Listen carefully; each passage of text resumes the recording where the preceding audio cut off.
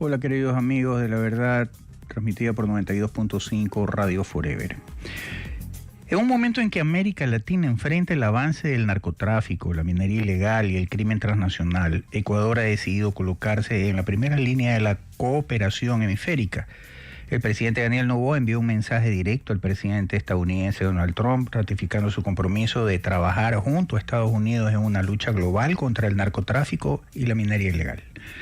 Paralelamente, el gobierno ecuatoriano firmó con la OEA un memorando de entendimiento que institucionaliza la asistencia técnica internacional en áreas de inteligencia, control de armas, seguridad fronteriza, ciberseguridad y fortalecimiento penitenciario.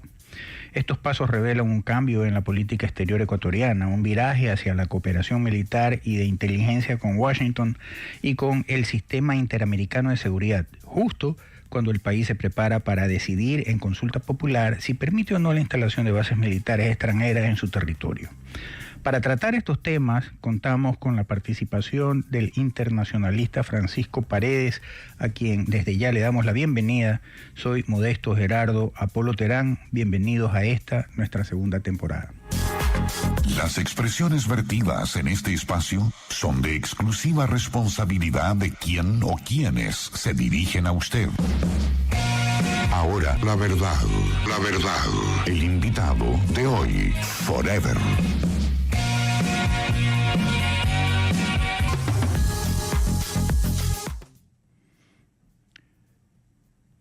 Bienvenido, internacionalista Francisco Paredes.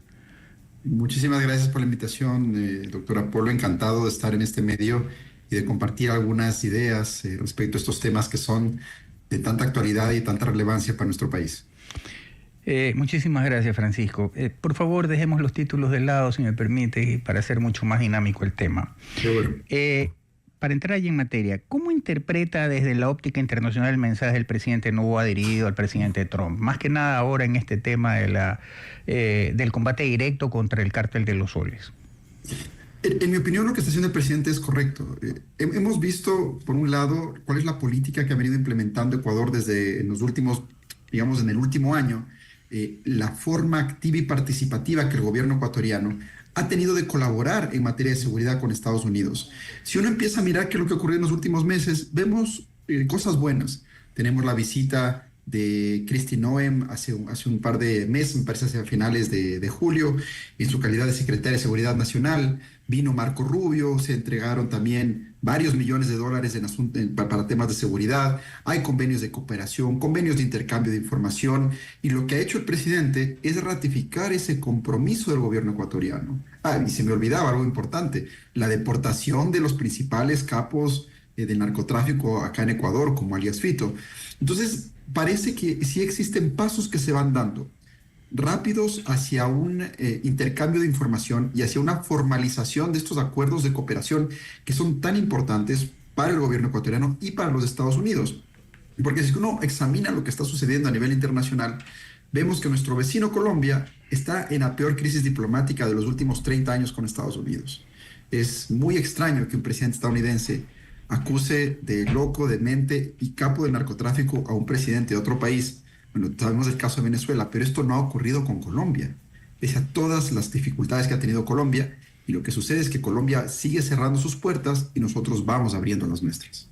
Correcto. Francisco, luego del corte comercial, ¿cómo posiciona esto justamente que manifiesta usted al Ecuador en la región? Porque tenemos dos productores, Colombia, Perú, tenemos el cártel de los soles en Venezuela, tenemos abiertamente la posición del presidente Petro, y entonces digamos que somos este lunar en la región sudamericana, por decirlo de alguna manera. ¿Cómo posiciona al Ecuador justamente esta nueva política, estas alianzas y tal con los Estados Unidos entre la lucha contra el narcotráfico? Eso luego del corte comercial, por favor. Francisco, antes del corte comercial le preguntaba cómo se posiciona el Ecuador en este momento, justamente por este tema de los convenios celebrados con la OEA y con el tema de la posición con Estados Unidos, teniendo presente de que la locación geográficamente Ecuador es importantísimo por el tema de las Galápagos, que hace esta triangulación con el Canal de Panamá, la Isla del Coco y la parte sur, más el tema continental. Y por otro lado, el hecho de que pareciera que somos los únicos que nos hemos sumado a la lucha contra el narcotráfico del lado de los Estados Unidos. Sí, ahí el análisis es correcto, Modesto. Yo creo que también esto se lo puede revisar como a dos velocidades, ¿no?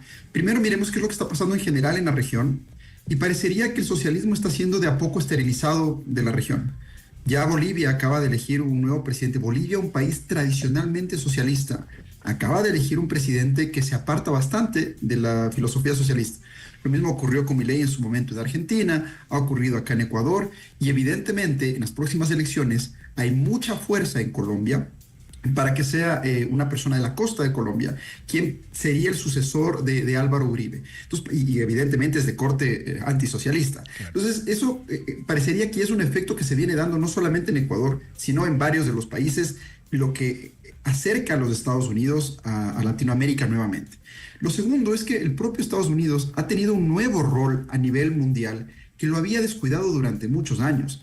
Miremos la participación del presidente Trump en los procesos de paz entre Israel en la Franja de Gaza, la participación del presidente Trump en los procesos comerciales y de fortalecimiento de la OTAN con Europa, en los procesos de paz entre Ucrania y Rusia. Hay un nuevo rol protagónico del gobierno de Estados Unidos, hay una intención de retomar este rol protagónico que en su momento lo tuvo, y nosotros creo que estamos actuando de manera correcta al ser parte de este proceso. Lo que ahora ha sucedido, al menos si nos fijamos con nuestros vecinos colombianos, es bastante serio. Colombia recibía aproximadamente $450 millones para ayudas en los procesos de la lucha contra la producción de cocaína y la exportación de cocaína. Esos $450 millones están cortados a partir de hace un par de días, precisamente por la batalla que se ha dado entre los dos presidentes. Pero lo grave no solamente es el cerrarle los recursos de parte del gobierno estadounidense, sino que en el gobierno de Petro, las 50.000 hectáreas de producción de coca pasaron a 200.000. Hay estimados de hasta 300.000 hectáreas de coca. Es decir, la producción se ha triplicado o cuadruplicado. ¿Por qué? Y ahora sí, regresando a la pregunta, ¿por qué Ecuador es tan fundamental en esta lógica? Porque ¿cuáles son los tres países principales de exportación, por así decirlo, de cocaína? Tenemos Colombia, que siempre está con las preocupaciones del gobierno estadounidense. Tenemos a Venezuela, que a través del Tren de Aragua y demás tenía ciertas actividades y que hoy en día está imposibilitado de traficar por el bloqueo naval que tiene implementado los Estados Unidos. Y teníamos la tercera vía, que es Ecuador, en donde también se han producido durante varios años el crecimiento de estos procesos de exportación de narcóticos. Por eso Ecuador tiene que tener una cercanía, por eso Ecuador debe mantenerse próximo al gobierno estadounidense, no solamente por las ayudas económicas, por los millones que se pueden dar, porque esa ayuda que se le daba a Colombia ahora se le puede también dar a Ecuador, sino también porque nosotros tenemos una enorme desventaja comercial con nuestros vecinos. Perú, Colombia, nuestros principales competidores, por así decirlo, en el mercado internacional, tienen tratados de libre comercio con Estados Unidos y nosotros no, porque durante 15 años dejamos abandonados esos tratados y ahora quienes sufren la falta de esos tratados son nuestros productores, nuestros exportadores. Este es un buen momento para que Ecuador retome esos diálogos, retome la reapertura de los canales comerciales con Estados Unidos, evidentemente la cooperación internacional a nivel de los asuntos de seguridad, de migración y de combate al narcotráfico pueden ser el camino para nosotros, a través de estos acuerdos comerciales, buscar un crecimiento sostenido de parte de la economía ecuatoriana. Francisco, recientemente, hace no menos de 48 horas, el presidente colombiano Petro manifestó, pero si la droga de Colombia sale por el puerto de Manta, como que echándonos un poco el tema de que, ¿sabes qué? Ecuador está en la misma jugada que nosotros. ¿De qué habla Ecuador? Entonces, este tema de torpedear, tratar de torpedear la imagen de la lucha contra el narcotráfico de Ecuador y del gobierno ecuatoriano por parte de Petro, ¿qué tanto efecto podría causar a nivel internacional? O simplemente por venir de quien viene, justamente lo dejan pasar. Sí, es un desatino más del presidente Petro entre los tantos y muchos que tiene en su gaveta. El tema es que realmente yo creo que ni al gobierno estadounidense, ni al gobierno ecuatoriano, ni a sus vecinos aliados les preocupa mucho lo que tenga que decir. El momento en que el gobierno estadounidense califica como capo de las drogas a un exguerrillero que hoy es presidente lamentablemente, de nuestra querida hermana Colombia, eh, pierde cualquier validez el comentario, los análisis y demás. Ahora, eso no quiere decir que eso sea falso, ¿no? Eso no quiere decir que no sea Ecuador uno de los puntos de anclaje para las exportaciones de este tipo de narcóticos. Y evidentemente esto también nos pone a nosotros la tarea de seguir luchando contra el crimen organizado, contra los GDOs, y también Estados Unidos ha hecho su trabajo. Cuando vino ahora Marco Rubio, también se incluyó a nuevos GDOs como grupos terroristas, lo que le permite al gobierno estadounidense incautar bienes, incautar recursos que se sospeche que puedan venir de estos grupos y que estén operativos en los Estados Unidos. La lucha sigue, está en pie, no se ha terminado, está bastante lejos de terminarse, pero creo que Ecuador ha dado los pasos firmes y correctos hacia buscar un nuevo Estado que no dependa necesariamente de este tipo de negocios y actividades. Y ahí yo sí insisto en el tema comercial, porque si vamos a humanizar la realidad ecuatoriana. Si es que tenemos personas, un nivel de pobreza tan elevado como el que existe hoy en día en Ecuador, es muy sencillo que estos grupos delincuenciales capten a los jóvenes, capten a los niños y les ofrezcan unas buenas remuneraciones a cambio de arriesgar sus vidas. Un acuerdo comercial puede reforzar la mano de obra ecuatoriana, puede reforzar los emprendedores, a la empresa ecuatoriana, a los emprendimientos ecuatorianos, y sí nos puede permitir llegar a un mercado que es un mercado grande. Tenemos acuerdos comerciales con China y no con Estados Unidos. Es algo que no se comprende todavía de parte de Ecuador. Correcto. Francisco, el retorno del corte comercial. Conversando con una persona que estuvo a cargo del tema de seguridad del puerto de Cartagena en Colombia y que ahora desarrolla actividades aquí en Guayaquil, también dando asesoría en el tema de seguridad, dice, tanto se le entorpeció la operación al narcotráfico en Colombia que prefirieron pegarse el viaje a Ecuador, que tenía menos controles, con los riesgos que esto correspondía para que pueda salir la mercancía. Por el otro lado, tenemos el puerto de Chancayo, en el que el mayor accionista es una empresa china y le ha metido tecnología de 2 siglos por sobre el que estamos viviendo, de manera tal que también, no obstante que todo es automatizado, no obstante que todo es robotizado y no obstante que tiene todas las cámaras, escáneres y todo, Chancayo también les complica la exportación de droga por ahí, por Perú. ¿De qué manera justamente estas alianzas, como dice la noticia celebrada con la OEA, podría ser de que justamente se refuercen este tipo de seguridades en los puertos ecuatorianos, de manera tal que el negocio de la droga busque otros lugares que le sea más fácil operar? Eso, por favor, al retorno del corte comercial. Francisco, este tema de la tecnología, la cooperación con la OEA y tal, solo para acotar una cosa más, esta persona con la que yo conversaba me decía, mira, trajimos unos escáneres y los trajimos desarmados, justamente para que los grupos estos de narcotráfico no sepan. Y tuvieron, no saben cómo se enteraron, y tuvieron 24 horas un dron de estos gigantescos monitoreando todo el puerto, que no era de ellos, todo el puerto, para tratar de ver dónde estaban los escáneres o las piezas de los escáneres. Evidentemente llamaron a un técnico y pusieron un inhibidor de señal y el dron cayó. Era de uno de estos grupos de GDO. ¿Cómo aprovechamos este convenio, este entendimiento, memorando de entendimiento con la OEA, para justamente fortalecer nuestros puertos? Yo voy a quizás decir algo que resulte incómodo a muchas personas, pero los puertos deberían estar en manos de privados certificados internacionales. ¿Qué pasaría? Pensemos por un minuto si dejamos o delegamos toda la administración de los puertos, que hoy en día tiene el gobierno central, con todas las dificultades que tiene, a una empresa privada de alto valor, con estándares internacionales, con estándares anticorrupción, con ciertos niveles de cumplimiento y con buenas remuneraciones para los principales líderes de estas empresas.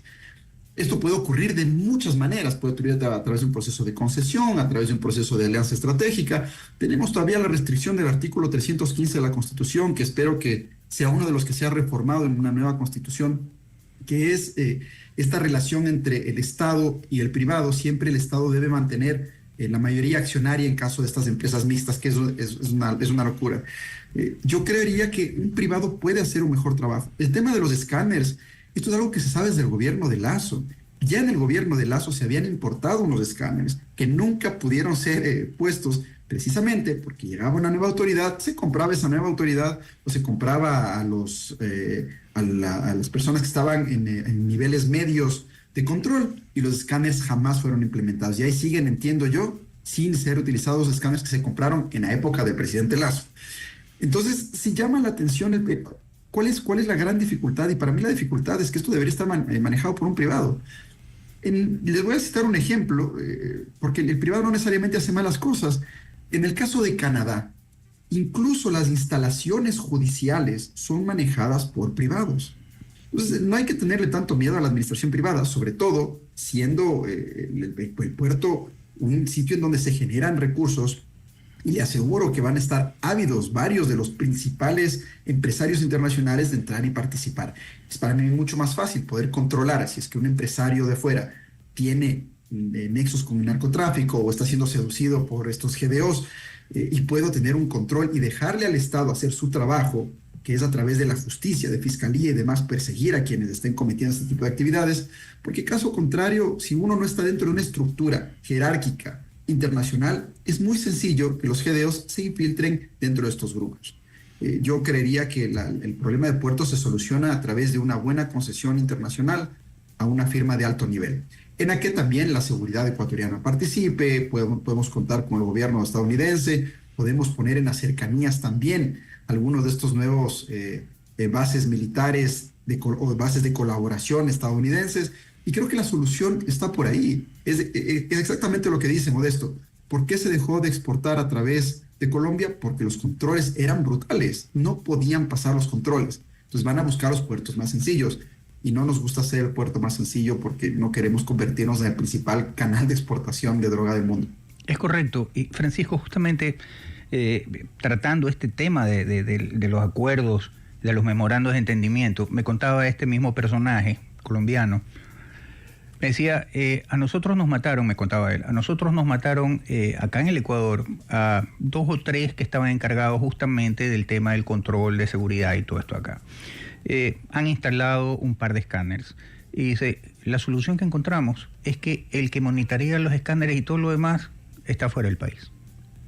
Justamente lo que manifiesta Francisco.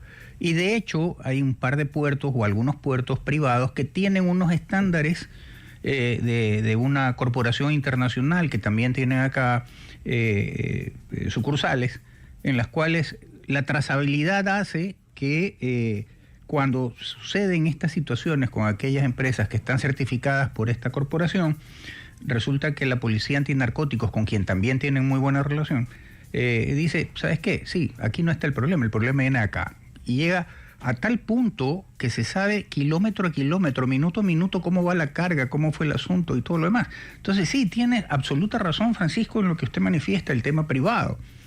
También hay casos y casos, por cierto. Pero nosotros necesitamos esa tecnología, Francisco, y cómo sacarle provecho a esta buena relación con el gobierno norteamericano. Está aquí el FBI, la CIA, por el tema de las bombas y todo lo demás, y ahora con la OEA. ¿Cómo sacarle provecho para de una vez por todas poner todos estos sistemas de seguridad en los puertos, en Esmeraldas, en Manta, en Guayaquil y en Machala? De esa manera es la mejor manera de salir de este problema, ¿no le parece? Y la principal excusa del gobierno, y la comprendo, es la falta de presupuesto para montar todos estos equipos y toda esta tecnología. Y por eso la salida hacia el privado es la mejor. El privado tiene el capital, tiene el recurso, tiene la intención, las ganas de trabajar y de hacer algo de beneficio de una operación de este tamaño. Yo creo que más de una empresa internacional estará interesada en administrar 2 o 3 puertos acá en Ecuador. Seguramente el de Esmeraldas, Manta y los 2 puertos en Guayaquil. En todo caso, no se las den todos a la misma empresa, pero hagan un buen concurso que les permita a inversionistas probados, certificados, respaldados por los gobiernos, que vengan a operar.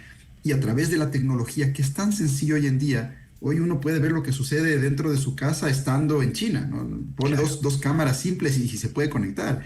Entonces los operadores ni siquiera tienen que ser físicos. Tenemos que poner todas estas barreras para evitar contacto físico entre los GDOs y los operativos, y eso es posible y es sencillo de implementarlo. También es un tema de voluntad y de saber que quien vaya a tomar esa decisión de lanzar una licitación se enfrenta a un proceso complicado. Yo ahí entraría con el tema ya sea Naciones Unidas o de la OEA, en donde ellos sean partícipes de estos procesos de licitación, para transparentar también estos procesos de licitación, para evitar que durante el proceso de licitación se contaminen las propuestas, se contaminen los resultados, y tener este tipo de veedores que pueden garantizar un proceso transparente. Es ahí en donde la cooperación internacional tiene que ser nuestro principal aliado, en estos procesos de contratación, en traer a los mejores para que nos ayuden a participar dentro de estas, digamos, estructuras internacionales que finalmente le den la tranquilidad a Ecuador de que si Ecuador logra bloquear sus fronteras a través de unas licitaciones, pues simplemente va a dejar de ser un país atractivo para el narcotráfico. Correcto, Francisco. Sabemos que hay países que siguen todavía con el tema del socialismo, el siglo XXI y toda esta historia. México, Venezuela, Colombia, Nicaragua. Pero en el impacto internacional, sabemos que tenemos una disputa, por decirlo de alguna manera, con México. Ya sabemos por qué, el tema de la embajada y todo lo demás. Allá están, entre comillas, refugiados, están huidos algunos de los que están siendo investigados aquí en el Ecuador por temas de corrupción, otros en Venezuela y tal. Y entonces, esta relación, ¿qué impacto tiene la relación entre estos países, Colombia, México, Venezuela, frente al Ecuador, de cara a esta alianza con Estados Unidos? ¿En qué posición pone al Ecuador en esta situación y cómo impacta, en resumidas palabras, haciendo un balance entre costo-beneficio, con quién nos iría mejor? Sí, es claro que con Estados Unidos, con Europa, con los principales países a nivel económico nos iría mucho mejor. Pero yo creo que a veces también hay que tomar las cosas de dónde vienen y cómo vienen. Si vemos el caso de México, cuando la presidenta de México sale en contra del gobierno estadounidense a decir cosas inapropiadas, lo que hace Estados Unidos es le sube las tarifas, sube aranceles y se acabó la discusión. Eso es un tema meramente discursivo, porque al otro día están reunidos buscando los acuerdos, ofreciendo disculpas, y principalmente México en los últimos, yo diría 6, 7 meses, tiene un reporte de más de 20 presos de alto valor siendo extraditados o siendo deportados hacia los Estados Unidos, asociados con grupos delincuenciales. Entonces, una cosa es el discurso y otra cosa es la realidad. La realidad es que México es un gran colaborador del gobierno de Estados Unidos en materia de seguridad y de migración. Pone controles y restricciones a las caravanas migratorias. Ya no hay más caravanas migratorias. Se acabaron las caravanas de Centroamérica precisamente porque Estados Unidos le dio llamada de atención para evitar que crucen la frontera mexicana. Es decir, ya hay nuevos controles y restricciones. Más allá del discurso, como les digo, más allá del discurso, México es un aliado de Estados Unidos y cumple las tareas que le encomienda a nivel de control y de seguridad y de migración. Y cada vez se va quedando más solos, ¿no? Venezuela está solo, sus aliados que uno hubiera pensado, China, Rusia, lo han dejado solo. Lo mismo está ocurriendo con Colombia, que su único aliado ahora es Venezuela, y también empiezan a aislarse de la región. Y más con lo que acaba de suceder en Bolivia, con lo que está sucediendo en Argentina, con lo que sucede en Ecuador, vienen elecciones en Perú. Bueno, Perú realmente, la lógica de Perú es interesante porque sin importar quién sea presidente, los peruanos siguen exportando y vendiendo sus productos a nivel mundial. Y están ya acostumbrados a cambiar de presidente seguido. Es un país mucho más institucionalizado que el Ecuador y eso es interesante, ¿no? Yo creo que Ecuador está en el correcto camino. Sí hay que hacer un llamado, hay que hacer un pedido al tema económico. Está muy bien que seamos aliados, está muy bien que tengamos acuerdos de seguridad, acuerdos de migración, que prometamos y ofrezcamos bases, que nos interesemos en el control de la salida de narcóticos, pero hay que dar un paso más allá. Y el paso más allá está necesariamente en la alianza comercial con los Estados Unidos. Correcto.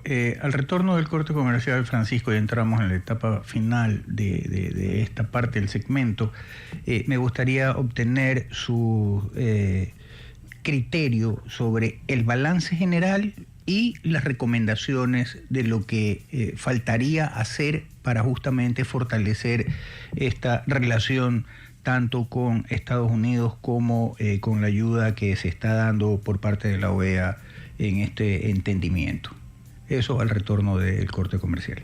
Francisco, antes del corte comercial te decía, ya estamos en la etapa final, más o menos en 2-3 minutos. ¿Cuál sería tu balance y cuál sería tu recomendación referente a este tema de cómo sacarle el mayor provecho a esta relación con el presidente Trump y a este entendimiento con la OEA? Desde luego que sí, Modesto. El balance, yo diría, versus el año pasado a nivel internacional, es un balance positivo. Es un balance positivo porque nos ha permitido consolidarnos como quizás el principal aliado económico en los países de la región andina con los Estados Unidos, lo que nos pone en una posición única para poder consolidar precisamente estas relaciones a nivel de seguridad, a nivel de migración. En esos dos temas creo que el balance es muy positivo. Ahora, ¿cuáles son los desafíos? Lo conversábamos un poco antes. Los desafíos principales están a nivel de comercio, a nivel de integración, porque una cosa es ser aliados para combatir el crimen organizado internacional y otra cosa es tener una alianza profunda, económica, duradera y estable que no la hemos alcanzado hasta la actualidad y que de hecho no la hemos alcanzado, yo diría, en los últimos 25, 30 años de parte del gobierno ecuatoriano. Hemos abandonado a uno de nuestros principales socios comerciales y ha sido meramente por asuntos de ideología. Yo creo que la ideología lo único que nos ha hecho es crear incertidumbre, nos ha alejado de la esfera internacional, nos ha alejado de acuerdos importantes como la Alianza del Pacífico, nos ha alejado y ha alejado a nuestros empresarios de nuevos mercados y de mercados más estables y duraderos. Yo sugeriría que, si bien el año pasado siento que, o la impresión que tengo es que el equipo diplomático de Ecuador no hizo el trabajo que debió haber hecho, siento que este año ha retomado bastante fuerza sus relaciones diplomáticas internacionales. Los resultados son evidentes, los resultados se los puede palpar. Y en materia de seguridad hay trabajo que hacer todavía. ¿Por qué no buscar el tema de puertos, buscar el tema de la integración con ciertas bases militares, con ciertos operativos militares, con estos oficiales de enlace que ya se han creado desde la visita de Kristi Noem para combatir el crimen organizado? Y no nos olvidemos de que detrás de toda esta realidad existen seres humanos que también buscan trabajo, que buscan empleo, que buscan una forma de ganarse honrada y honestamente la vida, y ahí el factor económico, el abrir este mercado verdaderamente, que nuestros titanes de exportaciones tengan la vía sencilla y que los emprendedores también tengan el mercado estadounidense, que es el principal consumidor del mundo, como un mercado de fácil acceso y de contacto yo diría así, de fácil contacto, de fácil llegada. La recomendación quizás es trabajar en la parte económica, fortalecer los acuerdos económicos y promover a nuestros agentes. Es algo que no siempre se hace. Existe ProEcuador y demás, pero no siempre se hace esto, es decir, promover a los líderes de los mercados ecuatorianos en los mercados internacionales, garantizarles el soft landing en los distintos países, de tal manera que mañana nos volvamos en lo que siempre hemos sido, desde la época de Galo Plaza. Desde ahí hemos tenido la fortaleza de ser un país agroindustrial y tenemos que fortalecer esa zona, y también con turismo y demás, pero el turista no va a venir si no hay garantías de seguridad tampoco. Correcto. Francisco, agradecerte por tus opiniones, por tus expresiones y las recomendaciones, más allá del tema del análisis propiamente dicho, y comprometerte para más adelante poder tocar el desarrollo de este acuerdo que estamos llevando adelante, tanto con el gobierno norteamericano como con la OEA. Muchísimas gracias, buen día. Gracias, Modesto. Feliz día para todos. En el Ecuador, el régimen laboral contempla una doble jubilación, la estatal y la administrada que es la administrada por el Instituto Ecuatoriano de Seguridad Social, y la patronal regulada en los artículos 216 y 219 del Código del Trabajo. Esta última obliga al empleador a otorgar una pensión vitalicia a quienes han laborado por más de 25 años continuos, sin importar si ya perciben una jubilación por el Instituto Ecuatoriano de Seguridad Social. A diferencia de otros países de la región, donde la jubilación es cubierta únicamente por los sistemas previsionales públicos o privados, en Ecuador el empresario asume una carga adicional que puede alcanzar entre el 15 y el 25% del costo laboral. Este esquema ha sido cuestionado por su falta de sostenibilidad actuarial, su impacto en la contratación a largo plazo y su efecto desalentador sobre la inversión productiva.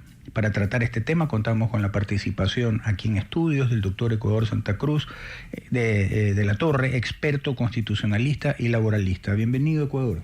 Muy buenos días. Para entrar en materia. Sí. ¿Cuál fue la razón histórica y jurídica para que el Ecuador mantenga una jubilación patronal independiente de la estatal del IES? Bien, esto arranca en 1937 cuando se empezó a elaborar el Código del Trabajo y se creó también la Caja de Pensiones. Pero claro, al crearse la Caja de Pensiones, eso era para prever fondos a los aportantes, a los cotizantes, el empleador y el patrono, no importa, perdón, el empleador y el trabajador, no importa en qué proporción en aquellos tiempos. Y con eso se iba creando un fondo para que luego de que termine, que se cumpla con los requisitos, esto es la edad y el número de aportaciones, el trabajador pueda disfrutar de una pensión que le ayude a más o menos sobrellevar el resto de vida que le quede.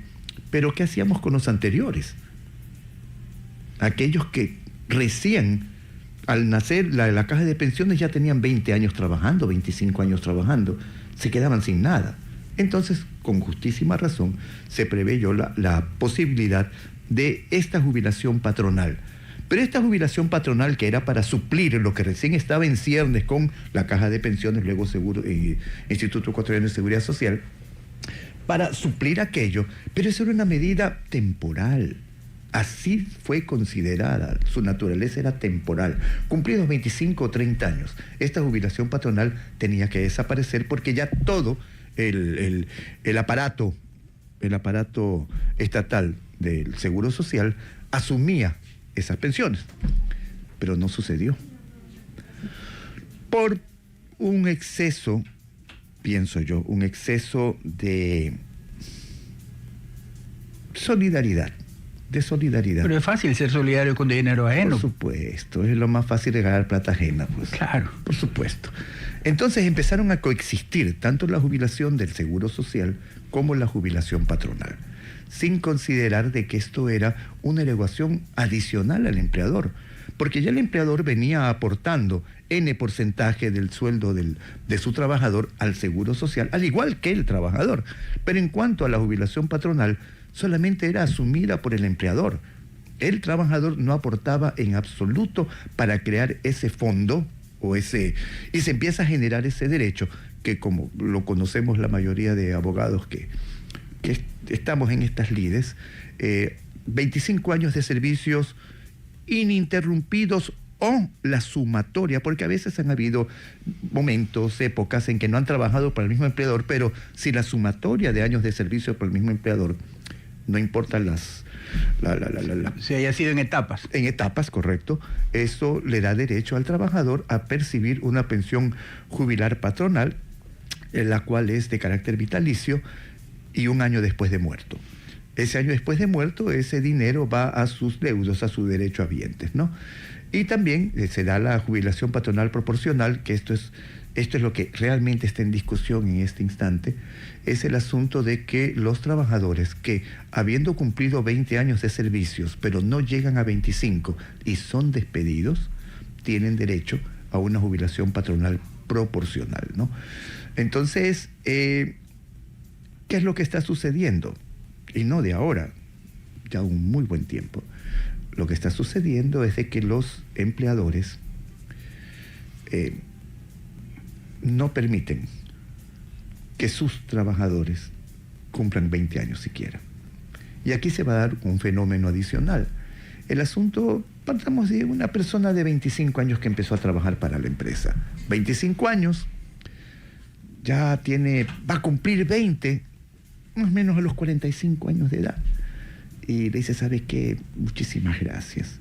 Y el empleador prefiere pagar los 20 meses de indemnización y el desahucio, lo que fuere, ¿no? Antes que tener ese pasivo, quién sabe por cuánto tiempo. Claro, de hecho, si me permites, en un momento determinado, haciendo el cálculo, si una persona ingresa a trabajar a una empresa a los 18 años, se jubila a los 43, ¿no, verdad? Y resulta que el promedio de vida en el Ecuador es 85 años, más o menos, y entonces resulta que este hombre hay que pagarle 40 y pico de años sin que sea productivo.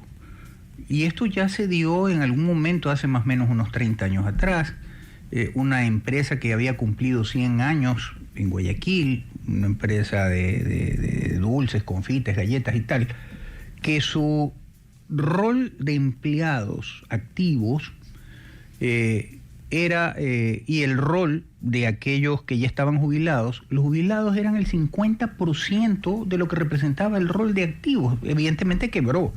Entonces, esto que se dice que más o menos, de acuerdo a los cálculos actuariales, estamos hablando de que al empleador le significaría entre 15 y 20% sobre el flujo de su dinero, definitivamente desincentiva a cualquiera, pues.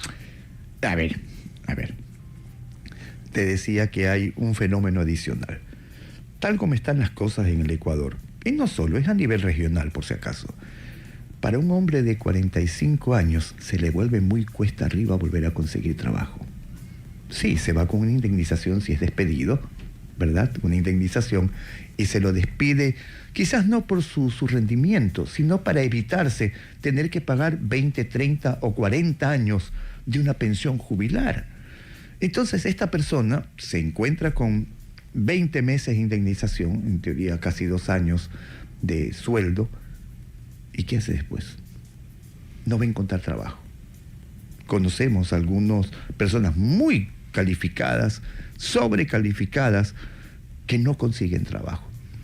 ¿Y a qué vamos con esto? De que esto forma parte de un círculo nada virtuoso, que cada día complica más la inversión nacional y más aún todavía la inversión extranjera. Actualmente, tal como es noticia de prensa, hay rondas de conversaciones en distintas mesas para efectos de modular el asunto de la jubilación patronal. Partamos de un principio. La jubilación patronal como tal no tiene rango constitucional. Es un asunto netamente legal que se encuentra en el 216. Pero claro, no con un sesgo, sino con una lectura realmente sencilla. Por supuesto que la jubilación patronal se asimila a un derecho adquirido. Porque sí, data de 1937, dentro de poco serán 100 años. Entonces, como derecho adquirido y al enunciarse muy ciertamente que los derechos de los trabajadores son irrenunciables, intangibles y algunos imprescriptibles, no todos, ¿verdad? Por ejemplo, el derecho a la jubilación con el seguro, la jubilación patronal, esa sí tiene carácter de imprescriptible. Es lo único que tiene carácter de imprescriptible demandar la jubilación patronal. Correcto, Ecuador. Luego el retorno del corte comercial, hay dos cosas que son aristas que también tendríamos que analizar cada una luego del retorno del corte comercial, y es: constitucionalmente nadie puede ser condenado a pagar 2 veces por lo mismo, y acá se duplica el tema, por un lado. Por otro lado, ¿hasta qué punto la jubilación patronal se convierte en un placebo, por decirlo de alguna manera, del hecho de que los fondos del Seguro Social se han convertido siempre en fondos de caja chica de todos los gobiernos, y entonces allá, está bien, se me llevaron la plata del Seguro Social, pero tengo la del sector patronal? ¿Hasta qué punto eso? Eso luego del corte comercial. Ecuador, tú más allá de laboralista eres constitucionalista, y la Constitución dice: nadie está obligado a pagar 2 veces por lo mismo. La patronal, el patrono coge y hace un fondo a partir del año 11 y para el tema de la jubilación, de acuerdo a los cálculos actuariales. Pero por otro lado, también el Seguro Social aporta el patrono para el tema de la jubilación por el Seguro Social, y si bien es cierto, el empleador perdón, el trabajador aporta con un 9.15, algo así por el estilo, se da esto, pero al fin y al cabo el empleador paga 2 veces. Sí, podríamos hablar de un, entre comillas, derecho adquirido, pero esto no puede seguir de largo porque se convierte en una especie de placebo para el Estado, en el que dice, ok, se me llevan la plata del Seguro Social porque ya es costumbre que el Estado le meta mano a ello, pero me queda por lo menos la del patronal. ¿Hasta qué punto este tema es controversial, por decirlo menos? No, sí es controversial, pero aquí creo que caben unas puntualizaciones. Vamos a ver cuál es el costo laboral en el Ecuador. No son solamente 12 sueldos al año. Tienes un 13º, van 13 sueldos. El 14º, 14 sueldos. Utilidades. Espérese. Tienes el fondo de reserva, 15 sueldos.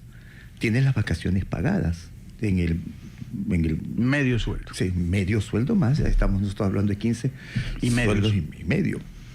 A esto tú le sumas también lo que has venido pagando al Seguro Social, que más o menos se convierte en un sueldo más al año. 16 sueldos y medio, ¿no? Y ahora, con el tema de la jubilación patronal, en que tiene que haciéndose una provisión. No te olvides el tema de las utilidades. No, ya es que esa es la pepa. Es la cereza del pastel. Esa es la pepa, como dicen los muchachos, ¿no? Tenemos el aporte de la creación, al menos contable, de una provisión tanto para indemnizaciones, desahucio y jubilación patronal, que también tiene un costo, claro que es contable, ¿no? Pero eso es algo que más tarde y más temprano va a tener que convertirse en efectivo para poder cumplir esa obligación legal. Que además te quita liquidez. Por supuesto. Y tienes ahí lo más importante, que tienes un socio, porque el que participe en las utilidades es porque es socio. Así es. ¿Ya? ¿En todo el mundo? Socio, sí. En todo el mundo, o sea, eso no es una invención de los gringos o de los europeos, no, en todo el mundo, los socios. El capitalismo explotador, sí, el imperialismo y todo eso. Mira, es un socio del 15%. No hablemos nosotros de el trabajador individualmente concebido, porque sí, muy probablemente lo que le va a llegar como utilidades es $500, $1,000 al año. Ya, está bien. Pero si hablamos de la masa, el 15% de la clase trabajadora que presta sus servicios para la misma empresa, ya se convierte en un peso muy importante. Muy importante. Que esto se diluya entre 500 trabajadores, 100 trabajadores, no importa, sigue siendo el 15%. Entonces, tú tienes que tu costo laboral es extraordinariamente alto y va a sonar muy feo, pero nos saca de competencia.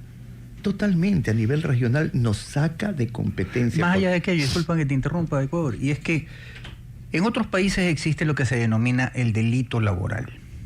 ¿Y en qué consiste el delito laboral? El delito laboral consiste en que viene un trabajador, marca su entrada a las 8, marca a las 8 de la mañana, pero se va a desayunar y regresa después de 1 hora. Y entonces resulta que llega a las 9, comienza a ordenar y ver qué es lo que tiene que hacer, pero sale a lonchar o a almorzar a las 2:30 del día. Entonces a las 12 comienza a ordenar el escritorio, deja de trabajar y comienza a ordenar para ir a lonchar. Media hora. Pero esa media hora se convierte en 1 hora porque se lava los dientes, conversa con el vecino, está robando. En resumidas cuentas, en vez de trabajar 8 horas, trabaja 6, pero te hace 2 horas más de sobretiempo, con el recargo correspondiente. Y entonces eso en otras partes del mundo se denomina delito laboral. Aquí en el Ecuador no existe. No. Y entonces resulta que esto, sumado al tema de las utilidades, que se supone que es la plusvalía del trabajo del trabajador, a ver, es incoherente, porque si yo estoy quitándole plata... ¿Quieres escuchar lo que es incoherente? Dime. Tú traes a colación el delito laboral. En otro gobierno, no en este, ni el anterior, ni el trasanterior, un grupo de trabajadores... El de la década robada, ganadas para uno, robadas para otro. Sí. El de una década. El de una década. El del prófugo en Bélgica. Bueno, un grupo de trabajadores organizaron un sindicato.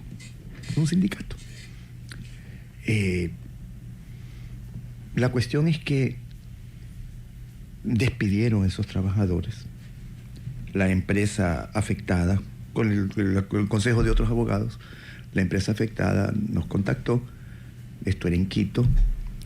Entonces, en la reunión con el departamento, una empresa grandecita de recursos humanos, le digo, por favor, deme la bitácora de entrada y salida de los trabajadores. Y que resulta que se habían constituido en asamblea en Quito, y la empresa estaba muy afuera de Quito, se habían reunido a las 4 de la tarde, cuando a las 4 de la tarde esos trabajadores estaban en la empresa a 2 horas de Quito. Le digo, por favor, tráigame las carpetas individuales. Se medio sorprendido. Ve usted, este firma como ratón Mickey y en el acta constitutiva aparece firmando como Pato Donald. Con eso, tumbar, porque era una falsedad espantosa. Pues bien, me convocaron.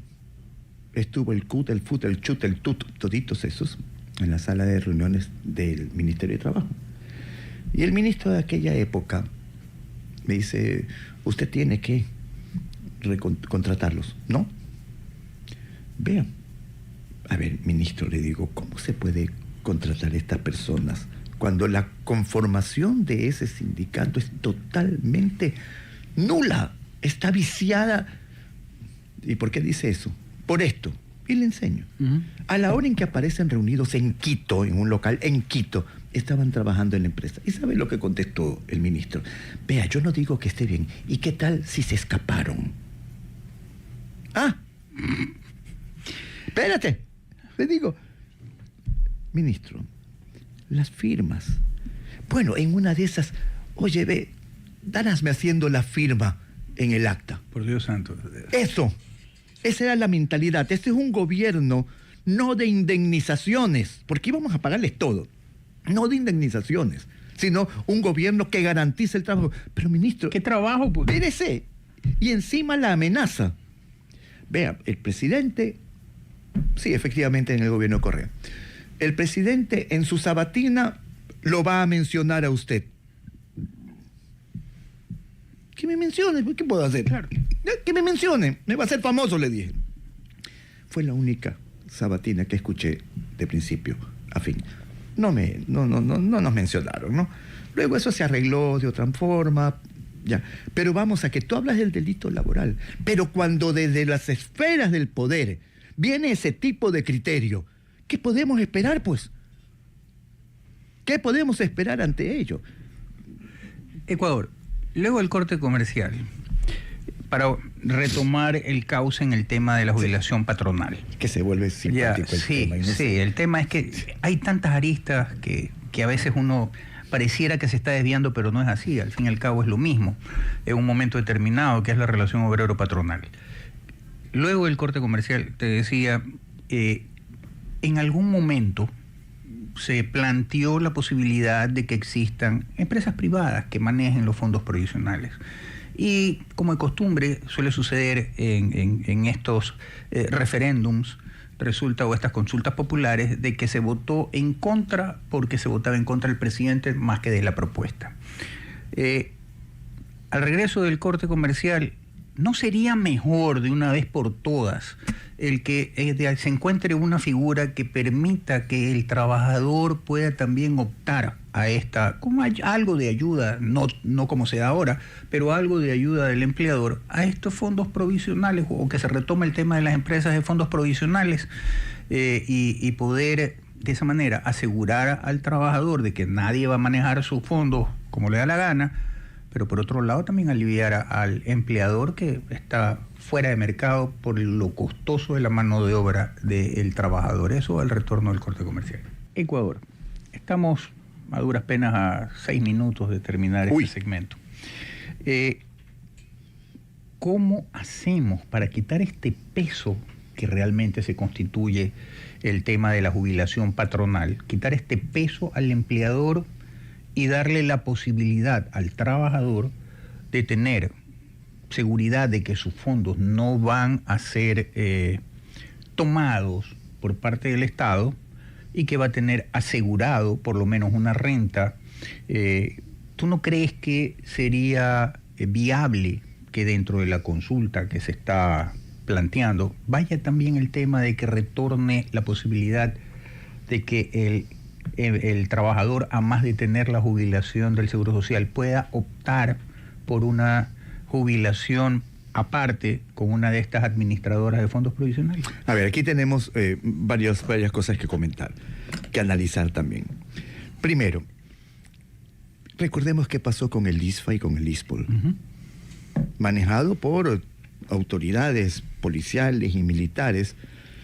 En el mejor de los casos fueron estafados, y sabemos por quiénes. ¿Qué ha sucedido con el Seguro Social? Los fondos de los trabajadores, de los aportantes, se diluyeron en sobreprecios de un montón de cosas, de hospitales, de obras, tomaron etcétera, 200 millones para una hidroeléctrica que ya funcionaba vemos mal. Algunos elefantes blancos, especialmente en la sierra, que están ahí construidos, a medio construir, que es plata botada en fideicomisos. Si el ISPOL, el ISFA y el IES no pudo dar las garantías suficientes a quienes ponen su dinero ahí, ¿cuánto podría confiar el hombre de a pie con una administradora de fondos? Bueno, pero aquí hay un ejemplo de una que ya existía antes de este referéndum y que aparentemente se ha manejado bastante bien. Aparentemente. Ahora tenemos que ver otro asunto también. En el Ecuador no existe cultura de ahorro. ¿Por qué? No porque uno no quiera ahorrar, porque no hay cómo. Porque todo lo que uno recibe, cuando recibe la gente el sueldo, la plata ya no es de él, la plata ya es de otros. En los casos más modestos, la plata es del tendero de la esquina, de la carnicería, de la escuela, etc. Entonces, empezar por la cultura del ahorro. Ahora, ¿cómo se le quita esta carga tan pesada a los empleadores? Hablábamos hace un momento de que más o menos resultaría de que el costo laboral, si nosotros lo mensualizamos y sacamos esos 4 o 5 sueldos adicionales que carga la ley al empleador, estaríamos hablando nosotros de que el costo por trabajador no es pues los $470, no lo es. Y peor todavía cuando tenemos personas que salen en la televisión, en las noticias, gritando que una de las condiciones para hablar con el gobierno es que suba el salario básico unificado a $650 para compensarlo del subsidio del mes. Pero es que es una estupidez. Es una estupidez. Pero eso va calando. Si uno escucha todos los discursos de estas personas, por absurdos que sean, lo creen. Lo creen. La gente está dispuesta a creer lo que más esperanzas le puede dar. Ahí nos encontramos con esas posiciones irresponsables. Y las posiciones irresponsables no solamente son de las organizaciones sindicales, sociales, sindicales, o de los que hacen opinión pública, también vienen del gobierno con unas ideas a veces realmente estrambóticas, ¿no? Entonces, ahorita, como comentábamos hace un momento, hay 3 propuestas más o menos en firme de cómo modular, porque no lo puedes desaparecer, modular el asunto de la jubilación patronal. La una es pues de que un aporte, tanto del empleador como del trabajador, hablan del 10% del sueldo, para ir creando un fondo que viaja con el trabajador. Es decir, que el concepto de trabajar 25 años para el mismo empleador ya se diluye, sino que es un ahorro, en el caso del trabajador, un ahorro obligado. forzoso. Claro, obligado, para que ese fondo vaya viajando con él, migrando, ¿no? Al trabajo que vaya, y va haciéndose, como dicen los muchachos, ¿no? Una bola de plata. Desde el día 1, desde el mes 1 se va aportando. Claro, pero ¿qué sucede? En este momento el tema de la jubilación patronal es una expectativa que está sometida a condicionamientos. El empleador que decide despedir a su trabajador antes de que cumpla los 20 años, tiene que pagarle los 20 sueldos por concepto de indemnización, más la bonificación por desahucio, etcétera, ¿verdad? Pero ya no va a pagar jubilación patronal. Claro. Ni ha tenido que erogar un 5% adicional de su flujo para efectos de crear ese fondo para el trabajador. Pero ¿qué sucede? De que en el evento de que esta tesis sea aceptada por los que no quieren aceptar nada, porque la posición de los trabajadores, no, el empleador cubre todo. No importa qué presentación, el 10% cubre el empleador. Pensemos que en el mejor de los casos este 5% para el empleador, 5% para el trabajador, para la creación de un fondo que migra con el trabajador, ya es un derecho. Ya hay un dinero ahí. Es ni más ni menos como la creación del derecho al 13º sueldo, que tú día a día vas generando un poquito, ¿no? Claro. La proporcionalidad, vas generando ese derecho. Si es que tú eres despedido o renuncias antes de que sea diciembre, época en la cual se paga el 13º, pues te pagan la proporcionalidad, porque ya fue un derecho que se fue generando día a día. De la misma manera, con un fondo previsional, como lo querramos llamar, que esté conformado por aporte del empleador y del patrón, y ya es un derecho que va generándose mes a mes. De tal manera que en el momento en que se acabe la relación, el trabajador puede pedir que le devuelvan todo su dinero. Recordemos que esto es muy aparte de lo del Seguro Social. Claro. Lo del Seguro Social, lo único que puede retirar el trabajador en otro tiempo es a los fondos de reserva.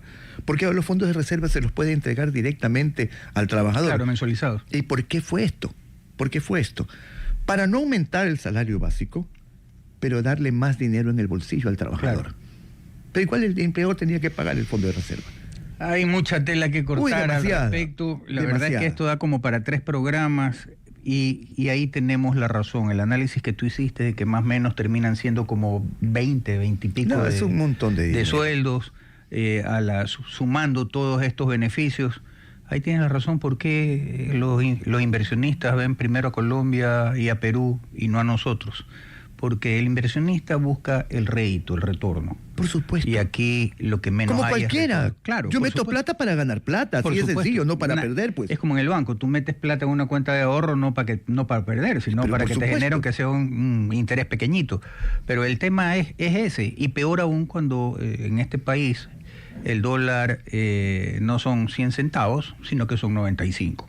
Claro. Por el 5% de la salida. Así es. Entonces, hay mucha tela que cortar. Lo ideal es que esto de a poco vaya saliendo de órbita, el tema de la jubilación patronal propiamente dicha. Y las utilidades. Y las utilidades también, porque nadie entiende en el resto del mundo de por qué tengo que pagarle utilidades a alguien que muchas veces es ineficiente en su trabajo. Y por el que le pago, al cual le pago por su trabajo. Efectivamente. Bien, no me queda más que agradecerte, Ecuador, comprometerte para seguir con este tema más adelante y, pues bueno, desearte un muy feliz día. Lo mismo a nuestra audiencia.